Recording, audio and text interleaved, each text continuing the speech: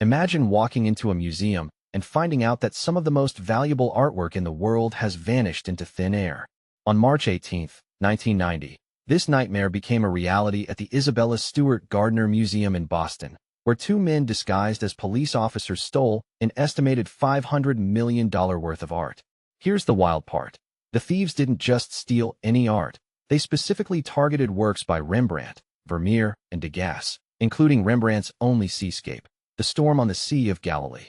But what's even more astonishing is that these masterpieces were largely uninsured, making the loss even more devastating. The heist was carried out with military precision, with the thieves overriding the security system and making off with the artwork in just 81 minutes. Now, you might be wondering how the thieves managed to pull off such a daring heist. Well, it turns out they used a pretty clever tactic. They rang the doorbell and told the security guard that they were responding to a disturbance, and the guard, thinking they were real police officers, let them in. But here's the catch. The guard didn't just let them in. He also disabled the security cameras and alarms, giving the thieves free rein to roam the museum. The thieves made off with a total of 13 works of art, including paintings, drawings, and sculptures.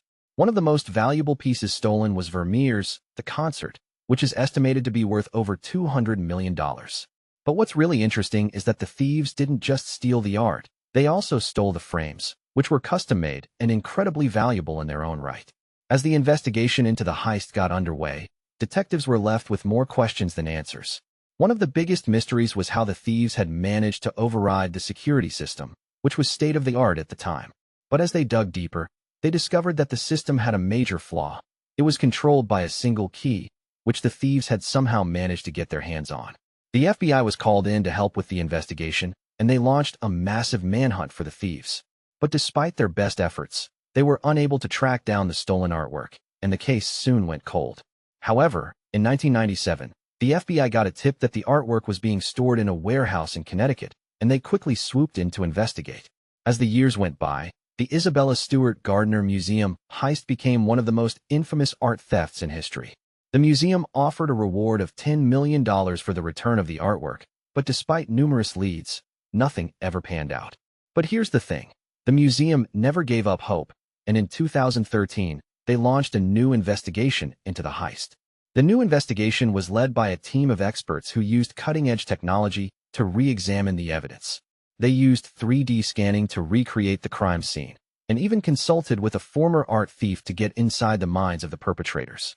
But what's really cool is that they also used social media to try and track down the stolen artwork, posting pictures and descriptions online in the hopes that someone would come forward with information. As the investigation continued, detectives uncovered some surprising new leads. They discovered that one of the thieves had been in contact with a local art dealer who had been trying to sell the stolen artwork on the black market. But here's the wild part. The art dealer had no idea that the artwork was stolen and had even shown it to potential buyers, unaware of its true provenance. The FBI has estimated that the stolen artwork could be worth as much as $1 billion, making it one of the most valuable art thefts in history. But what's really astonishing is that the artwork is still out there, somewhere, waiting to be found. The case remains one of the greatest unsolved mysteries in the art world, and the Isabella Stewart Gardner Museum is still holding out hope that the artwork will one day be returned. So, what can we learn from this incredible story? Well, for one thing, it shows us just how valuable art can be, not just financially, but also culturally and historically. The Isabella Stewart Gardner Museum heist is a reminder that art is a powerful force that can bring people together, but also drive them apart. The heist also highlights the importance of security and vigilance in the art world. The museum has since upgraded its security system, and many other museums have followed suit, implementing state-of-the-art security measures to protect their collections. But even with the best security, the risk of theft is always there, and museums must remain vigilant to protect their treasures. As we wrap up this story, it's worth noting that the Isabella Stewart Gardner Museum heist is still a mystery, and the artwork remains lost to this day. But the case has inspired countless books, films, and documentaries, and continues to fascinate art lovers and true crime enthusiasts alike. So, if you're interested in staying up to date on the latest developments in the case, be sure to subscribe to our channel for more exciting stories and updates. In conclusion, the Isabella Stewart Gardner Museum heist is a mind-boggling crime that continues to captivate and inspire us to this day. With its incredible story, fascinating characters, and surprising twists and turns. It's a true crime story that will keep you on the edge of your seat. Thanks for joining us on this journey into the world of art theft, and don't forget to subscribe for more money tips and true crime stories.